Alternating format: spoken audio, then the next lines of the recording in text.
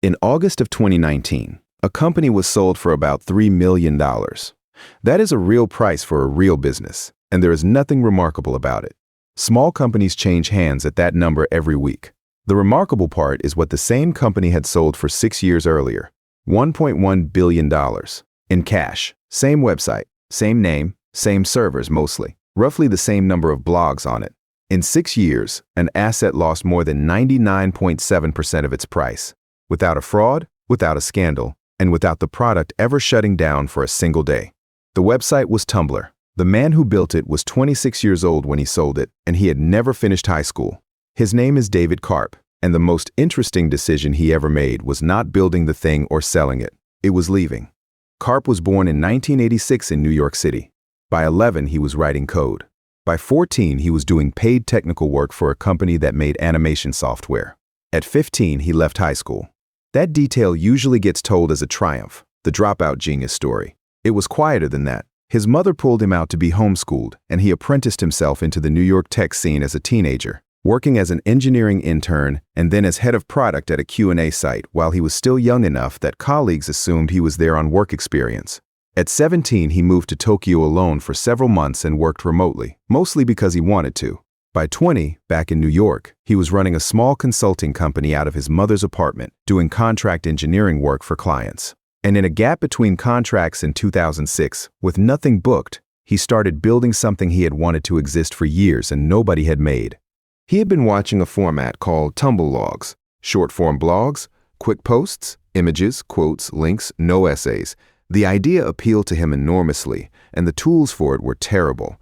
Every existing blogging platform was built around the assumption that a post was a piece of writing, which meant a blank white box and a cursor and the implicit demand that you produce something worth reading. Karp's insight was almost embarrassingly small, and it made $1 billion. He removed the blank box. Tumblr launched in February 2007 with a row of buttons instead. Text, photo, quote, link, chat, audio, video. You did not open a document and face an empty page. You picked what kind of thing you had and put it in. That is the entire product innovation, and it worked because it moved the emotional cost of posting from high to almost nothing. A blank page asks you to be a writer. A photo button asks you to have a photo. Within 2 weeks, it had 75,000 users. Over the next 6 years, it became one of the defining places on the internet, particularly for people under 25. It hosted fandom, art, music discovery, political organizing, and enormous creative subcultures that did not exist anywhere else in the same form. It was, for a while, where the culture was actually being made. And it grew in a way that is worth pausing on, because it explains the price later. Tumblr did not grow the way Facebook grew. Facebook grew by mapping a network that already existed, your actual classmates and coworkers, and making it visible. Tumblr grew by letting people build an identity that had nothing to do with the one they used at school. There were no real names. There was no friend list imported from an address book. The unit of the site was the reblog, which meant that the way you got an audience was by other people passing your thing along, not by knowing anybody. For a teenager in a small town with an unusual interest, that was not a website. That was the only place the other people like them existed, which is why the audience was so intense, so young, and so completely uninterested in being advertised to. Everything that made Tumblr valuable to a buyer was produced by the exact conditions that made it impossible to monetize. By 2013, Tumblr had more than 130 million blogs on it. What it did not have was revenue. This is the part of the story that decides everything that follows. Tumblr had built an extraordinary amount of attention and almost no way to convert it. Karp was famously reluctant about advertising, having said publicly that he hated advertising and found banner ads insulting to users. The company had raised well over $100 million in venture funding and was reportedly generating something in the low tens of millions in annual revenue against that. An enormous audience with no business model is not a stable position. It is a countdown. So in May of 2013, Yahoo bought Tumblr for $1.1 billion in cash. Yahoo at that point was in a fight for its life, run by Marissa Mayer, who had arrived from Google the year before with a mandate to make Yahoo matter to young people again. Tumblr was the single most direct available purchase of exactly that. Mayer announced the deal with a promise, in the internet's own language, that Yahoo would not screw it up. To understand why a company pays $1 billion for something earning tens of millions, you have to understand what Yahoo was actually buying. And it was not a business. Yahoo in 2013 was old. Not old in years, old in audience. It had traffic, it had cash, and it had a demographic that was aging out from underneath it a little more every quarter, which is the one problem you cannot fix by working harder. Advertisers do not pay a premium for reach. They pay a premium for reach into people who have not yet decided what brands they like, and that is a group Yahoo had almost entirely lost. Tumblr had that group and nothing else. Yahoo had everything else and not that group. On paper, it is the cleanest acquisition logic in the industry. Buy the audience, plug in the ad machine you already own, and the revenue problem solves itself. It has been tried many times. It works far less often than the slide deck suggests, for a reason that gets discovered after the wire transfer rather than before it. David Karp was 26. He turned 27 a few weeks after the deal closed. His personal stake was reported at somewhere in the region of $250 million, with a further sum tied to him staying on for 4 years, which is where the story becomes about something other than success. Because he did stay, and the 4 years he spent inside Yahoo are the reason this is a money story instead of a startup story. Understand the position he was in. He had just sold the company he founded at 20, and he was now an employee, running the same product for a corporation that had paid $1 billion on the theory that the product could be monetized in a way that he had spent 6 years resisting. This is the trap inside almost every big acquisition, and almost nobody talks about it because it is not in anyone's interest to. A founder who sells with money tied to staying has not been paid. He has been put on a contract. The remaining sum is not a reward for what he built. It is a wage for compliance, and it is paid out over exactly the number of years required for the buyer to finish absorbing the thing he built.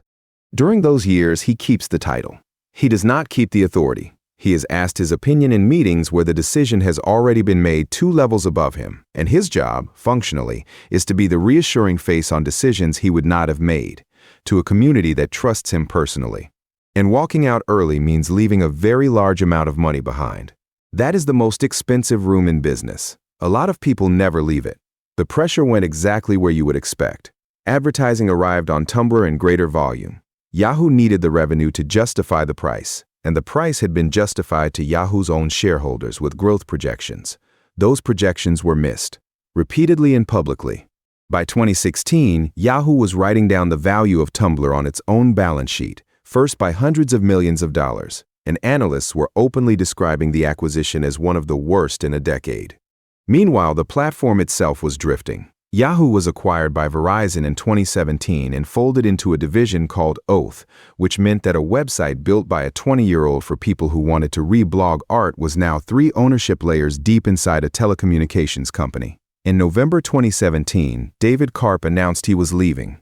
He was 31. His stated reason was that he wanted to spend time outside of work, and that he had been at it since he was a teenager, which happened to be true.